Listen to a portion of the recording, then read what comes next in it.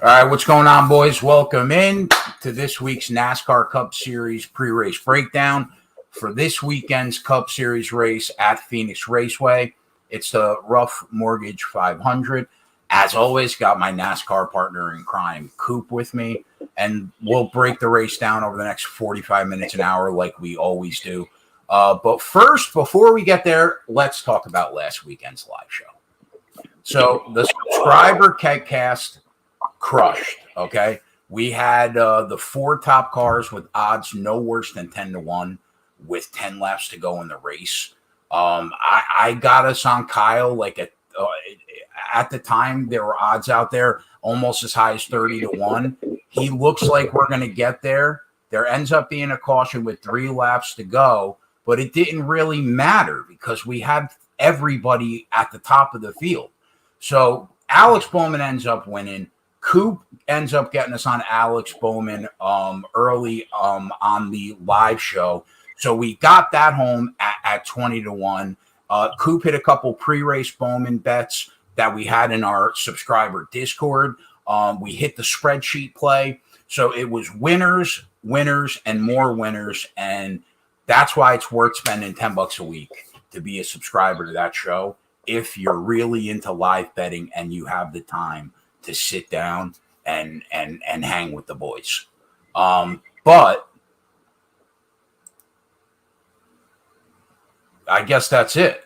Coop, with that, my friend, I mean, yeah, I don't know what else to say. With that, what's going on? What were your takeaways from Las Vegas last weekend? So, first off, a couple things. One, is it the Rouff Mortgage or is it the Ruoff Mortgage? I mean, I'm going with Ruoff because I refuse to say Ruoff as a 41-year-old male. I'm not. I had no idea. Yeah, I don't know, but I'm going to say Ruoff. Ruoff sounds right. And then I want to know if you had a box of Ethel chocolates. No, I didn't fucking buy a box of Ethel chocolates. Bro, how about this? Remember we were listening to Yago on the live show run his mouth about how he's opening up an Ally checking account if Bowman wins the race. First of all, our friend Yago hit Alex Bowman so many times on FanDuel at 20-1 that they shut him out. They shut him off. They wouldn't let him bet anymore.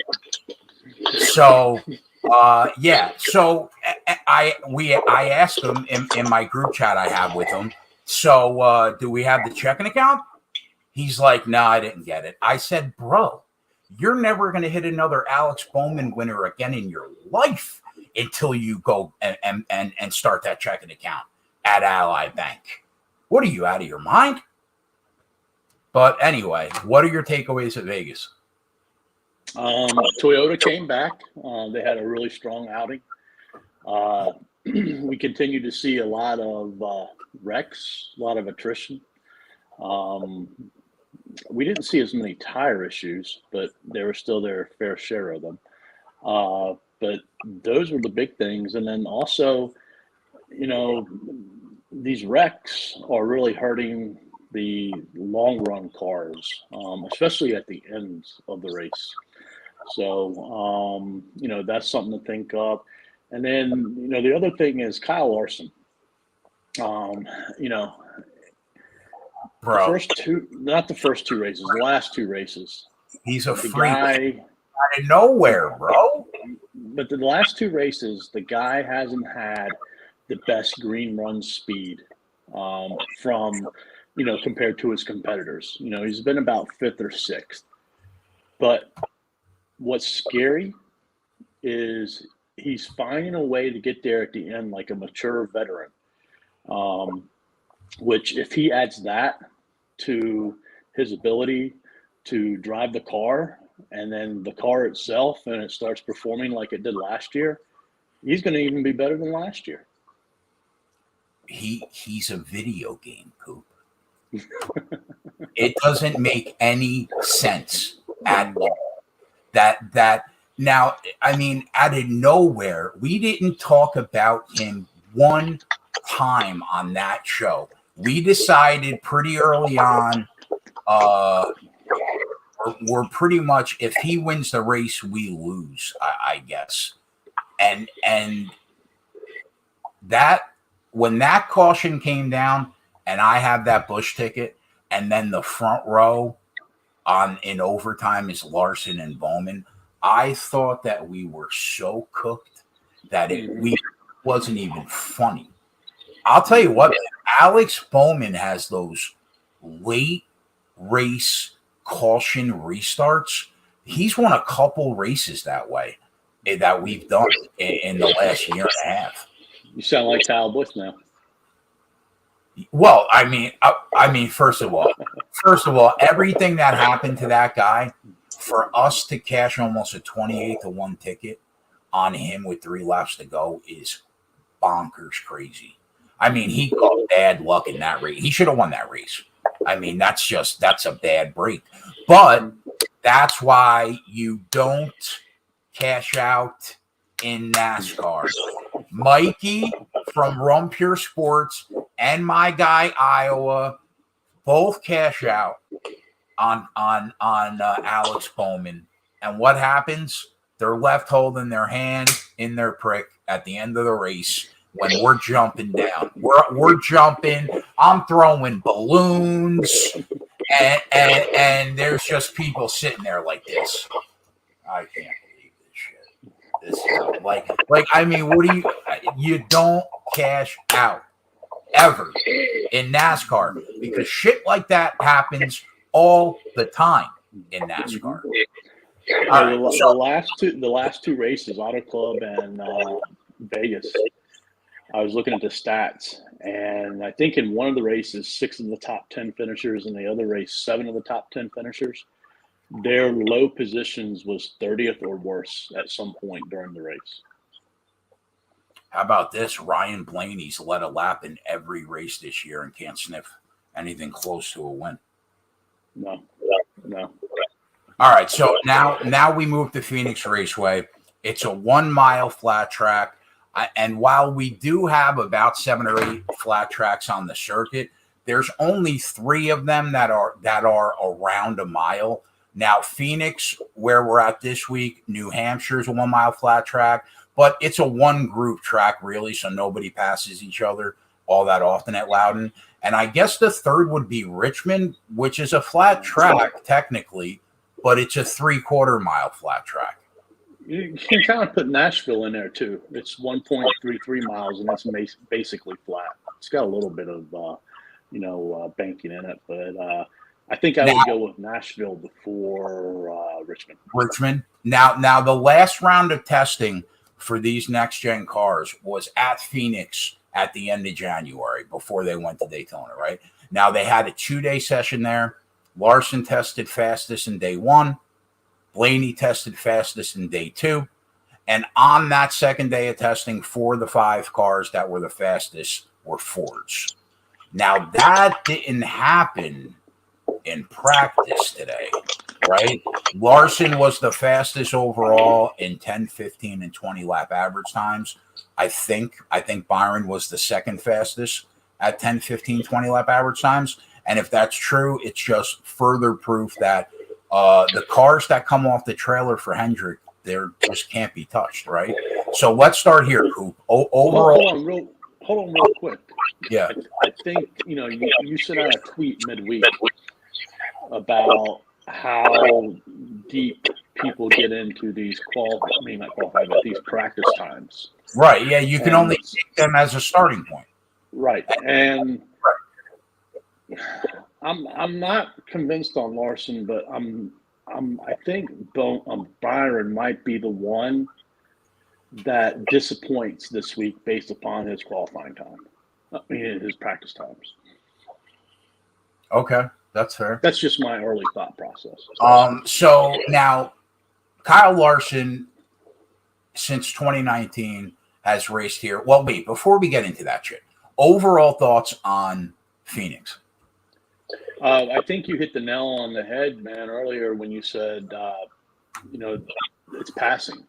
And passing is tough here. It's not going to be like the last couple weeks where it was much, much easier to practice. So You have that 1 mile, it's flat. I think it's a wide open race. I could see anywhere from 10 to 12 different drivers winning this race. Practice was kind of weird today, where you had that Group A come out and they had really good practice times.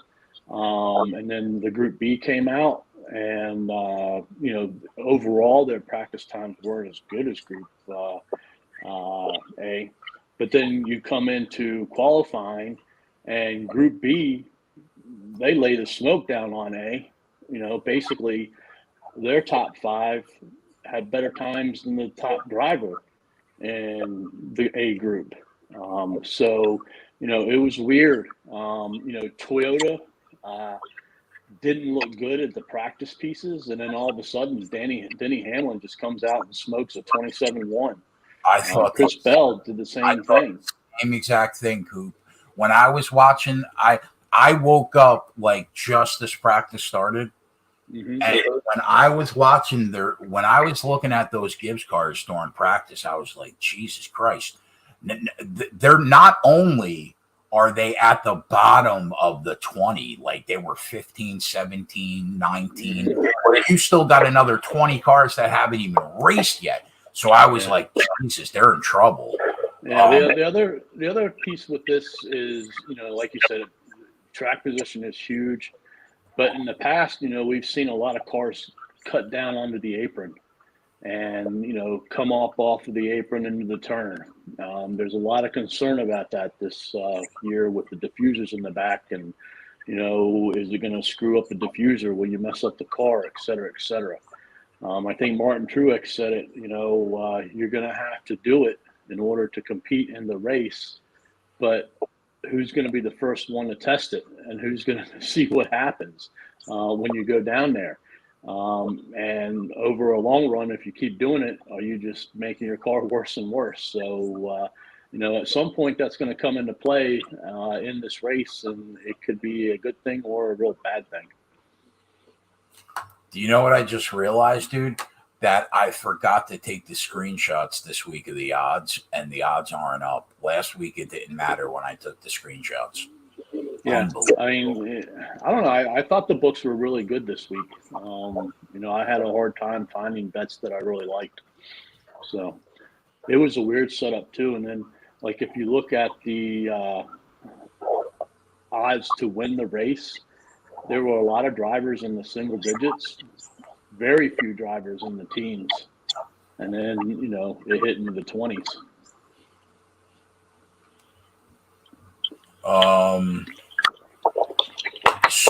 So what drivers do you have your eyes on? Like to win? Yeah. Well, let's talk. I think this is a wide open race, man. Coming into this show, I had one bet I've already placed that I really like, and then there was another bet I was going to talk to you about that I'm kind of up in the air again on now. But I thought the books were pretty sharp. They took a lot of the value off of Eric Almirola, who is a driver that usually does very, very good on the flat tracks. They priced him properly. So, I don't know. Like I said, I could see 10 to 12 different drivers winning this race. Yeah. Do you think Tyler Reddick's going to run well here? I mean, he ran well today. I think he had good long run speed too. If you look at his flat track, like he got better as the year went last year. Definitely. He's solid. Like he's in the top 13 average finish the last 6 at Richmond. He's in the top of 10 last 6 at New Hampshire. Mm-hmm. Except here, he's like 31st average finish at Phoenix. And I mean, that's only 4 races. Maybe you can throw that out because, I mean, it was at the beginning of the year last year, one of the races. And then at the end of the year, it's the last race. So, he's out of it. He's just going around, collecting dues, doing whatever. Who knows how much he was into it. So, but, No, I think in general, like what you said, he has improved his flat track racing. So I saw what you said in the Discord about Austin Cindric, and I'll tell you what, bro. For that very reason, I bet Ty Gibbs to win the Xfinity race today, and you did too. Yeah, I thought you were going to say something else. No, because Austin Cindric at Phoenix in the Xfinity series was really dominant, right? Yeah. So I thought him not being there probably clearly gives the edge to that 54 car. You thought basically the exact same thing. And you think he's going to run well, right, tomorrow? Yeah, I do think he's going to run well. When I turned on practice, he had the best speed in group. I know. Hey, You and his I. long run speed was probably around 5th or 6th. We've been high on that Deuce. Obviously, the rat that's been, that Deuce is always strong. And this kid took this track. So let me ask you this. So this is what I put into score right at the beginning when I saw his time. I was like, oh, I got to make a decision. And I didn't hop on it. I mean, the book was already closed. So I've been looking at it all week. But do you know what his DK odds were to win the race? Who? Cindric. No. I don't know. What do you think they were? What do you think they were? I know what they were. Oh, I mean, what would I set the line at? 30-1, probably. They had him at 50-1. Oh yeah, that's crazy. Did you bet it? I mean, I couldn't pull the trigger earlier this week. I don't know. That's friggin' 2-car, bro. That 2-car is really good. Yep. And I'm sure when we come back, it'll probably be about 40, based upon what he did today. So I don't know. I'll look at it. I mean, tomorrow, if it stays at 40, I know Fanville stayed at 42. I think MGM, he was around 42. So I just thought that when you look at it from a value perspective, he offered the best value out of any driver who can win. Do you think I think the Penske's going to be strong tomorrow? I mean, Blaney's been relatively strong all year. And if you look at Joey Logano's track record on flat tracks under a mile, he is a fucking monster. Yeah. What are your thoughts on Truex? I think that if this was 2 years ago, we would be like, how good is Martin Truex on a flat track? He's a beast. Now, it's hard for me to get behind Martin Truex until I see him win a race.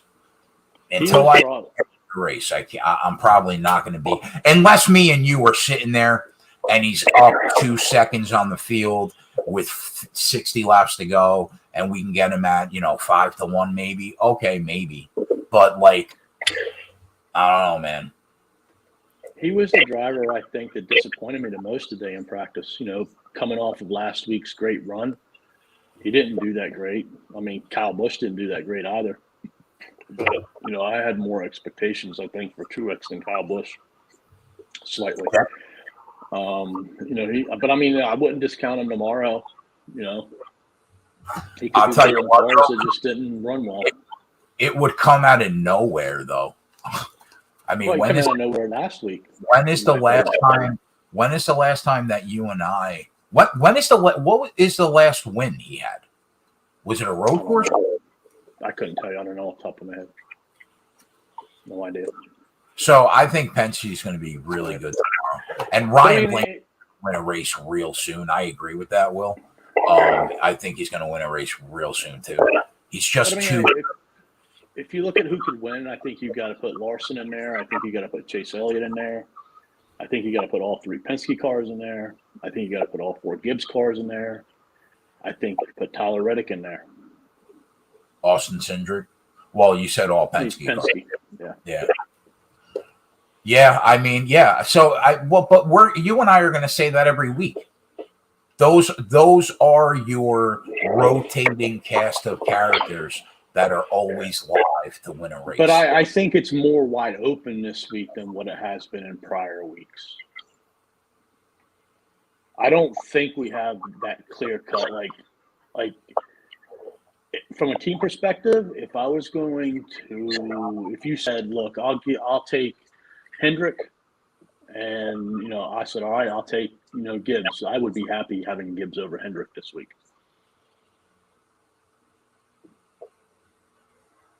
I don't think Bowman is a threat this week, and then I think Byron's going to fade in the race. Well, I mean, listen, if you take a look at the cars that really run well on these type of tracks, it's Hamlin, it's Logano, it's Truex, it's Kyle Busch. Mm-hmm. It's the three Keselowski when he was there. Keselowski when he was there, right? Almirola is strong. And then, obviously based upon what I saw today, Eric Almirola and Kevin Harvick, they have their cars set up for long runs. Because in practice, neither one of them were very good on short run. But when you start delving down into the 15, 20, 25 lap runs, they're right around the top 5, both of them. So somewhere, somehow, Almirola found some speed in that qualifying session, which is, a positive for him. But, I think I wouldn't be surprised if one of the two of them won. And I did say I would not be surprised if Kevin Harvick won. Kevin Harvick?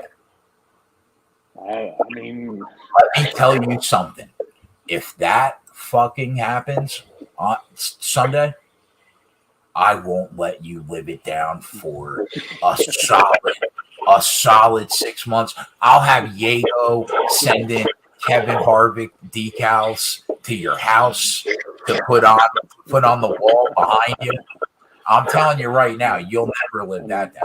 You cannot discount Kevin Harvick's career here. He has had a very, very good career here, and like I said, he's set up for a long run tomorrow. Yeah. So, but like I said, I think there's 12 different drivers who could win this race. I just think it's more wide open than what we've seen in the last couple of races.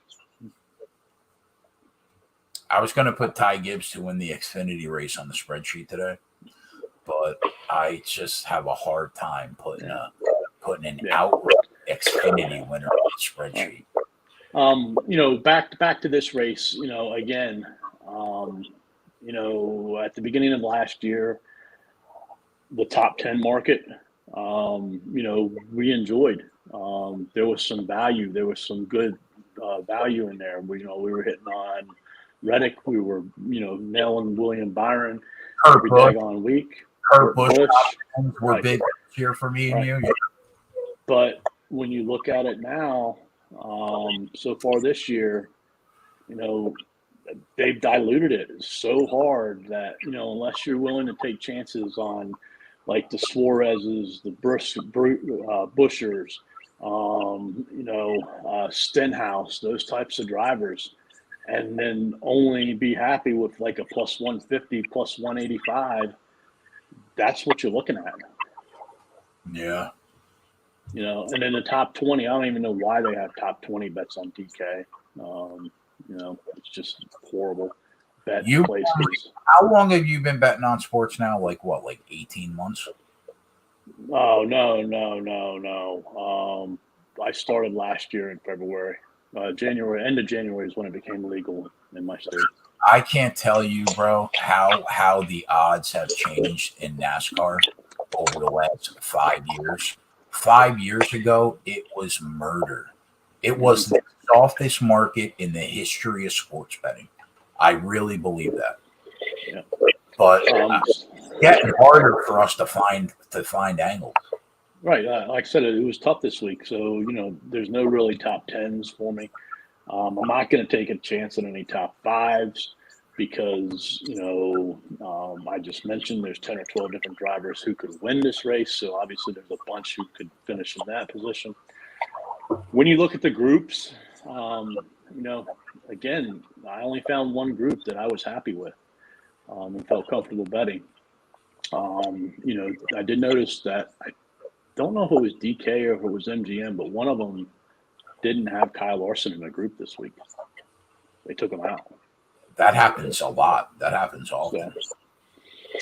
But again, when you look at the tops of the groups, I mean, I just can't, like there's one with Hamlin, Elliott, Truex, and somebody else, Logano maybe.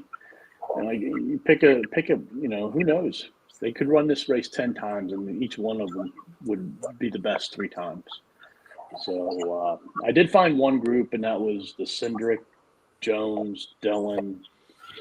Yeah, I was already on the Gibbs bet that you bet. I bet it yesterday, but I'll tail that Cindric group bet. Who was it? Cindric over who?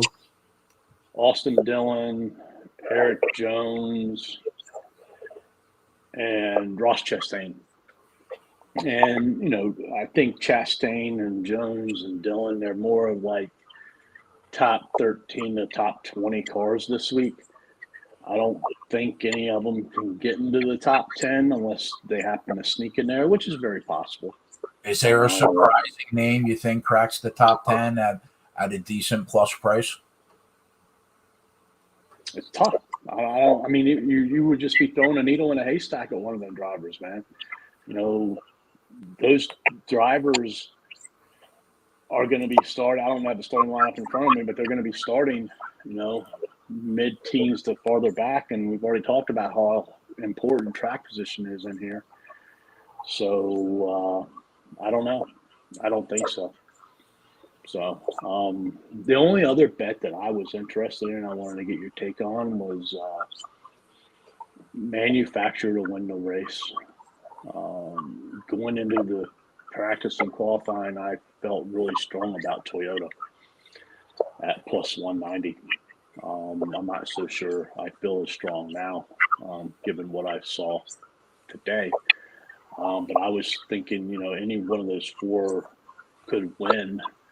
And I was thinking that we would find, Truex and Kyle Busch doing much better than what they did. It doesn't mean they're not going to race well, but it's hard to come from the mid-teens at this track to win. What do you think about Denny? Has struggled pretty badly to start the year so far. Yeah, he's had some issues. I think he laid down one of them fast laps. His long run speed wasn't that great. So I don't know how all that's going to translate. But he definitely has to have a very good finish. And part of that makes me want to, is he going to be happy with a top 5? Because he needs those points. Because, he's down near the bottom in the points. Of course, he can make them up really quickly. But, he doesn't want to, get into the playoffs and be outside of the top 10. Yeah. So, I don't know. It's tough when you, have those mechanical issues, which is what he's had. So, we'll see. I think we're in for a long and not that exciting race tomorrow. I think tomorrow patience is the key. I think the way it's set up, 93 to 98 laps is the fuel range, and they don't have to make a pit stop if they don't want to in stage 1 or 2. They have to make one in stage 3. So we'll have to wait and see how this whole race plays out. I think it's going to be one of the races where. Is it 500 laps or 500 miles? Well, it's kilometers. Same. It's 312 laps. Oh, okay. All right. Yeah, 312 laps. I think we're going to have to be patient, and I don't think it's going to be a race to where we can go out and grab 28s in Busch and 20s and Bowmans, and then at the end, if a Truex shows up and we hit him for 5-1, we can still have a somewhat decent day. And not lose the money. I think tomorrow, the max might be two bets before you lose some money because, or it's going to be really hard to make money. I think if you get, put a third driver in there, because I don't know if we're going to be getting anybody at 10 or more. What to wait and see. How often do you think that we're going to see cars be able to chip away and pass cars in the top 10? It's going to be hard.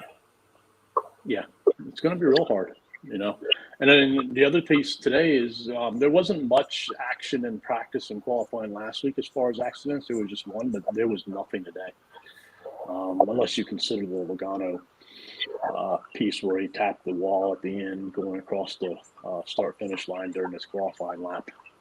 But other than that, it was pretty smooth, caution-free qualifying and practice. So, you think pit road's huge tomorrow? Oh yeah, pit road's always huge, man. I mean, look at it. I mean, pit road. But when you can't pass on the track, it's extra. It's even more important. Mm-hmm. Yeah. But I mean, I have a feeling that we'll see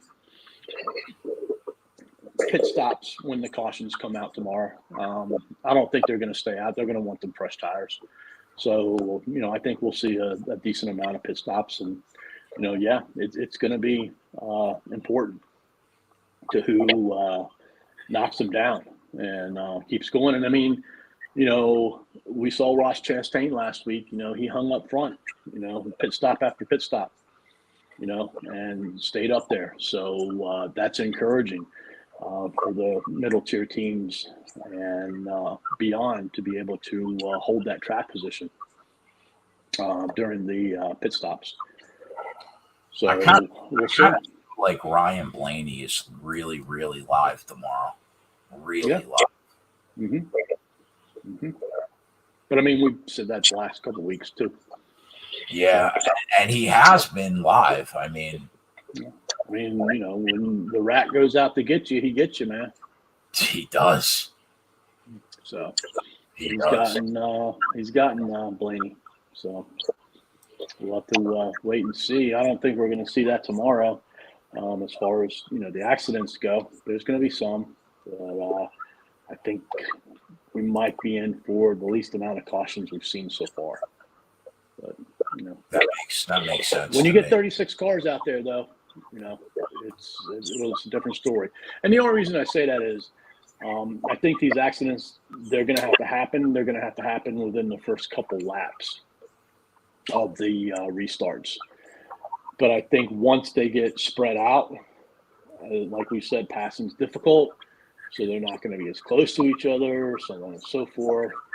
It's going to be tough to pass, and like I said, it might keep the action down as far as accidents go.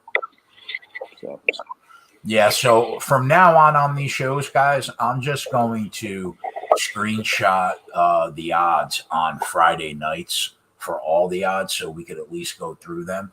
Last week I did it. We didn't need them. This week I don't do it. We need them. But at least Coop could give out the one group that he placed already that we know is available and we know what the odds are around. And for anybody that cares, Coop and I are on Gibbs to win the Xfinity race. But what was that group bet again, Coop? And where did you bet it?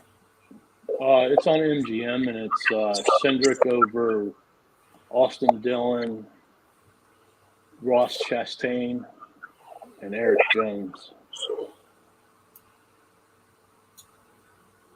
All right, so I mean, if you look at FanDuel has their odds up. They do. Oh no, that's the championship series. They actually took them down. Wow. Yeah. Yeah, everybody's odds are down for me. I got FanDuel was the one that's been keeping them up. That's kind of odd.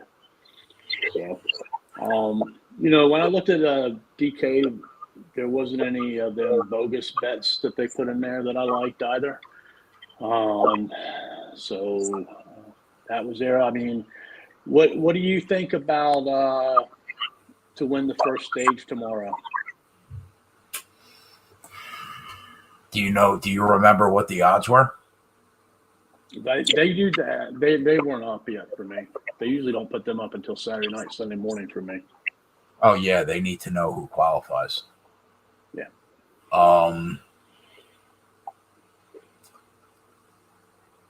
I think if we don't think that they pit in stage one, right? Then I think that the top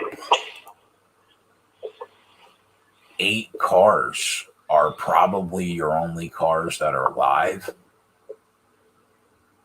Barring, I guess we could see a caution in stage one, but I mean, I don't know. You never know. But yeah, I don't think they're going to put a competition caution out this week. We'll have to wait and see. I didn't expect one last week, and they threw one out there, but you never know. But I don't think they will. I'm really high. I think Ryan Blaney's going to have a good whip, and I think I'll tell you what, Coop. You and I always talk about consecutive lap average times are a starting point, right? Mm-hmm. Well, that is the starting point. And if they don't go down pit road before stage one, there won't be adjustments to that starting point. Mm-hmm. So I think that in this race, consecutive lap average times might matter a little more in stage one. What do you think? So if you look at 25 laps of practice, only 8 drivers attempted that. But I feel pretty confident that 1, 2, 3, 4, 5. So only 7 attempted that. But I feel pretty confident that 6 of the 7 are the right ones to bet on. And I think you can eliminate Kevin Harvick because he's starting too far back to win stage one. All right. That leaves Kyle Larson, who had the best 25 lap time. Then Ryan Blaney was right behind him, not far off. William Byron was 3rd. Harvick was 4th, but he's starting too far back. Logano is 5th. He's starting too far back. I think he's starting around 10th or so.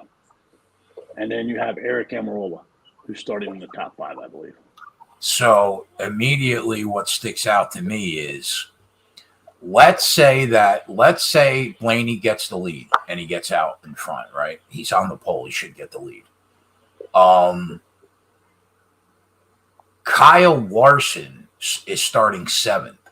Let's say he passes 2 cars early on the restart. And all right, so now he's going around the oval 5th.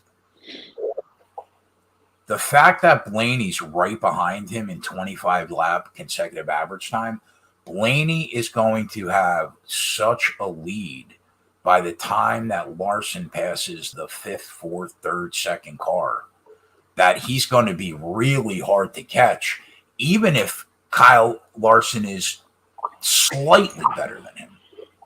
Okay. So, I mean, I think Blaney's live. Byron's in 3rd. He had the 3rd best 25 lap average time. I think that he's live. I would probably say Almirola, Larson, Byron, and Blaney would be the 4. And then I would try to cut it down from there. So how do you think they price them? I think Blaney will be the favorite. I think Larson will be the favorite. Blaney will be the second choice. Hold on. What are they going to price him at? Probably Larson at like plus 220, 230, if I had to guess. Blaney at like 3-1. Byron at 5-1. And Almirola at like 7-1, 10-1, 8-1, somewhere around there is probably, if I had to guess. I agree with you on Almirola. I think the other ones might start at like maybe 350 to 400 to 500. I don't think Kyle Larson, not when he's starting that the books have those lap average times too. And he's starting basically in the third row. I mean, I think he's going to be the favorite and probably a sizable one. I would be really surprised if he was higher than plus 230. Right. So that's basically without a caution. Right. Throw a caution in there. Now it's fucking, you got to see who gets out. It all depends on who gets out on pit road. Right, but it also all depends upon when that caution happened. Like, did that caution happen with 20 laps left in the stage? Or did that caution happen with 20 laps into the stage? What is stage one? How many laps? Oh, shit, I don't know. What would you say, 60, 50, 60?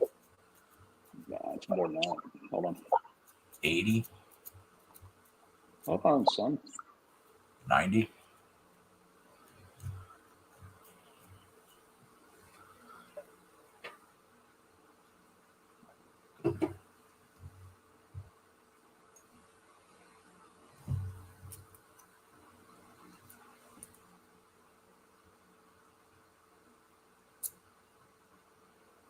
Why can't I find this?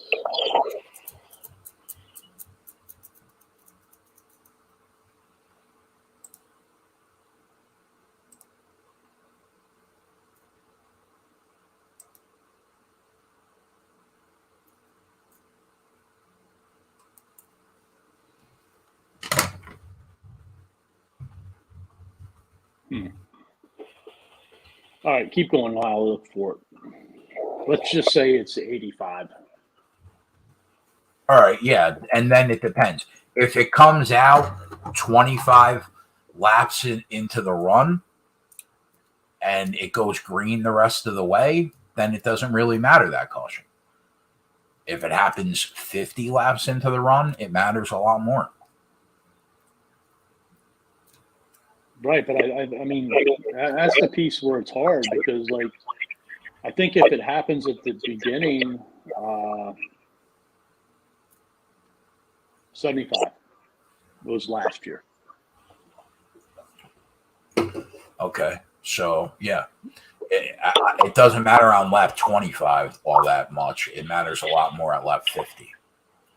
So yeah, but I think it's favorable to Kevin Harvick to get an early caution, and it's disfavorable for him to get a late caution. Are you hearing yourself speak right now out loud? I don't know if you could hear yourself or not. Yeah, I hear myself. Kevin Harvick stage one winter season. That's where we're at now. We went from the guy is so dusty, he's got a foot in the grave and he'll never, ever sniff victory lane again to Kevin Harvick stage one winner. That's where we're at. What's he start, like 14th?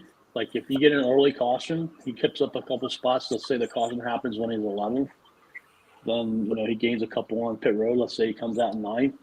And it happens all lap 20, we know he's going to have a good long run car. But in the other aspect, like if it happens at the end, I think it's going to hurt him. So I think for him it matters where it falls more than anybody else. Okay, so, I'll buy it.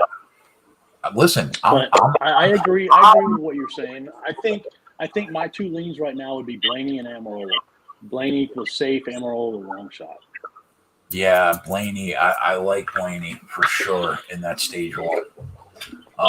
And yeah, I could see the logic behind Almirola, definitely. He's great on flat tracks. He's got a fast whip, at least long run speed. So that makes sense. What do you think about the manufacturers, specifically Chevrolet? I know that when you look at Top Chevy this week, they took Kyle Larson all the way down to even money, which they hadn't been doing. Oh, we got odds up finally, some odds at DK. Oh, cool. Wow, Byron's 8-1 to win this race. Jesus Christ. Oh, Willie B, what did the sports books do to you, my guy? Yeah, Cindric went to 20-1. Yeah. I said 30-1 is probably where he should be. So that's an overreaction, I think. Kevin Harvick at 2,500 is not bad. Got to keep an eye on that early. Mm-hmm. Oh, I'm totally here for this weekend, boy. I am totally here for this weekend, boy.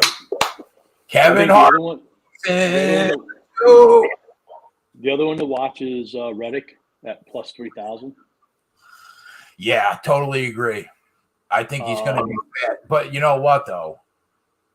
There's only one driver out there that's in a legitimate battle with his own seat, and that's Tyler Reddick. I mean, he's fighting somebody out there while driving at 190 miles an hour. That somebody is chair. So wow. I will say there's a lot more drivers in the teens now than what there were before. Why are his legs going numb, Coop? It's the adjustment of the car, and I guess his body is not conformed in liking how it sits. I think the pedals are in a different spot. Like I think last year maybe they were against the full board, or this year they are, or vice versa. And then I think the seat's a little bit lower or something. So it all has to do with the positioning. Cindric is 42-1 on FanDuel. I would hit that early, but I mean, he didn't show a lot of promise from practice that he would win. I think top 10. I do think his number should be like 30-1 probably. So there's a little value there. I can't believe that we're not even at the point where we can get Ryan Blaney and Will Byron anymore at 12-1, 7-1, and 8-1. I mean, eat me. What are they on FanDuel? Adams and I. 850. Oh, I got him up now. 850.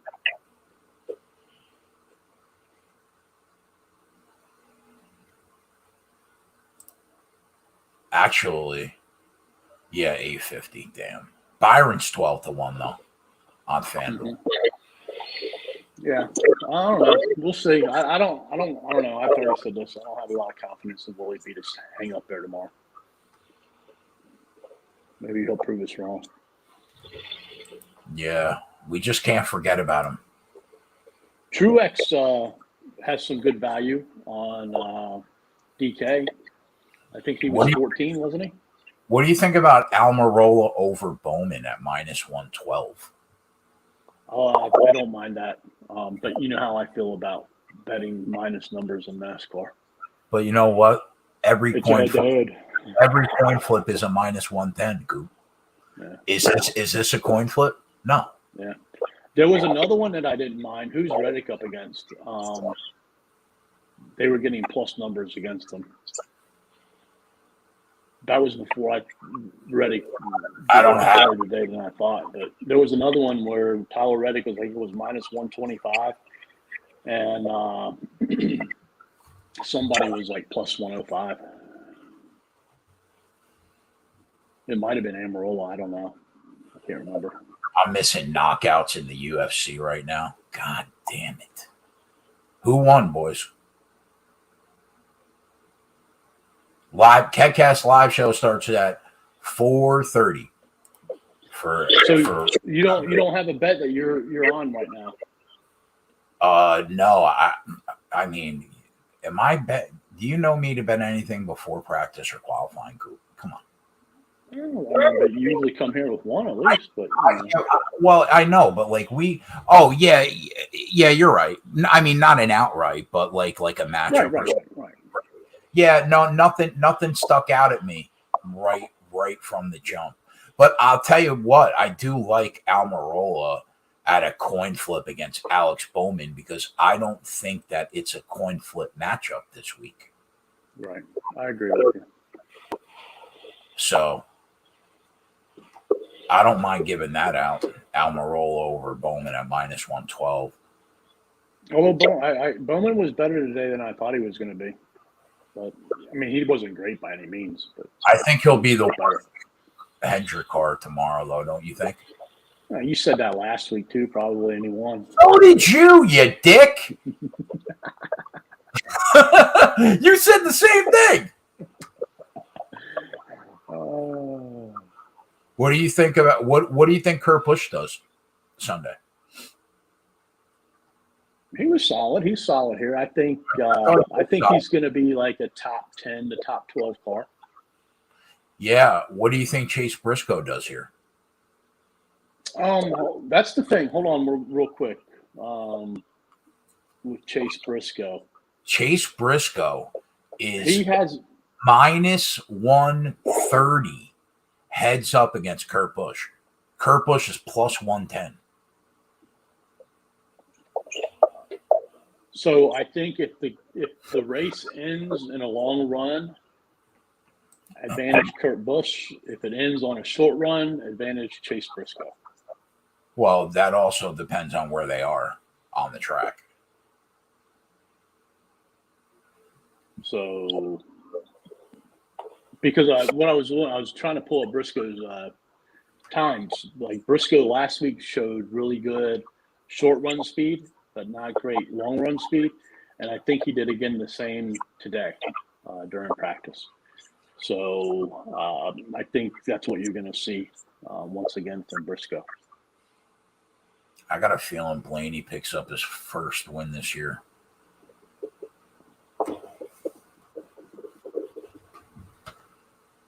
Murzakanov was losing, came back with a little mini flying knee, put him down. Let's go. Put him right on. Who's your top Toyota tomorrow?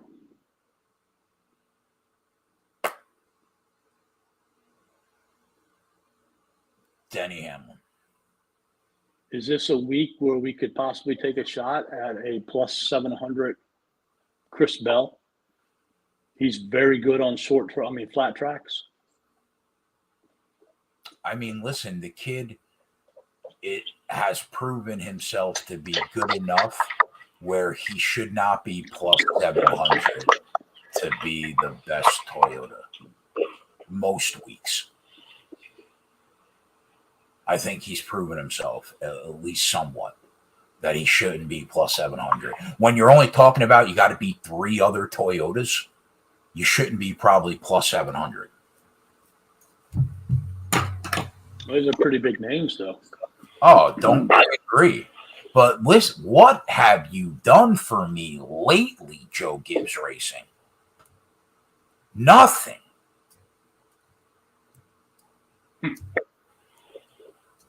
But you'll still tell Kevin Harvick over Joe Gibbs Racing because you can say the same thing about Kevin Harvick.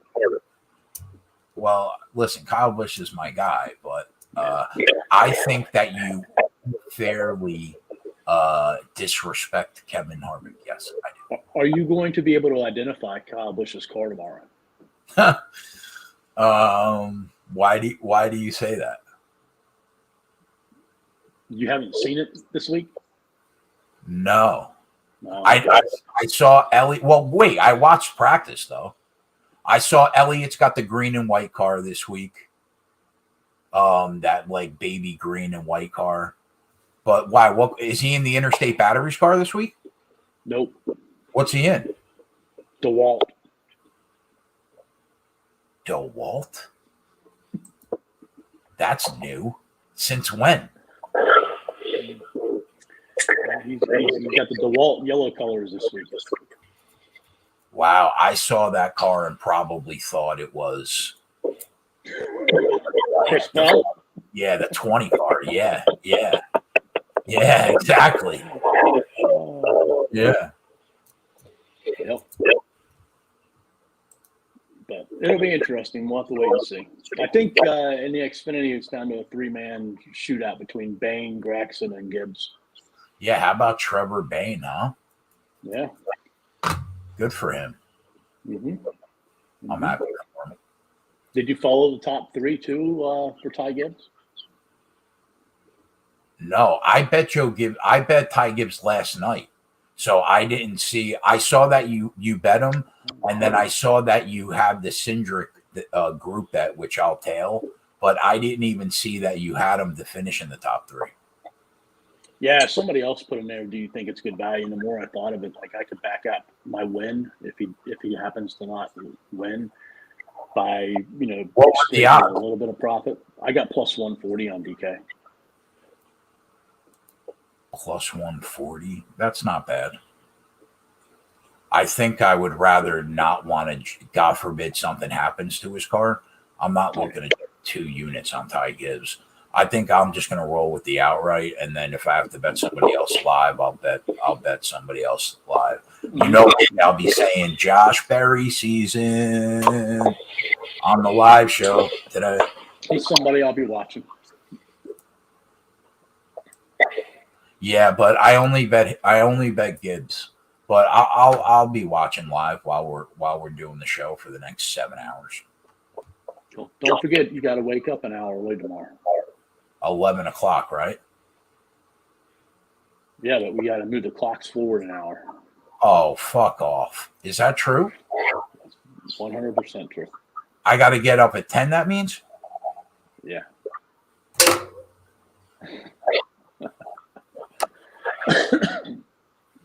Just trying to prepare you, man.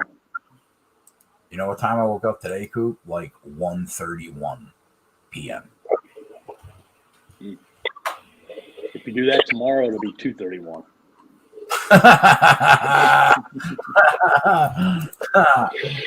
Oh man! All right, Coop. All right, boys. We're out of here. So Kegcast subscribers, we're gonna go live at 4:30 now. I kind of like Almirola in a coin flip over Alex Bowman matchup wise. I don't think they are a coin flip.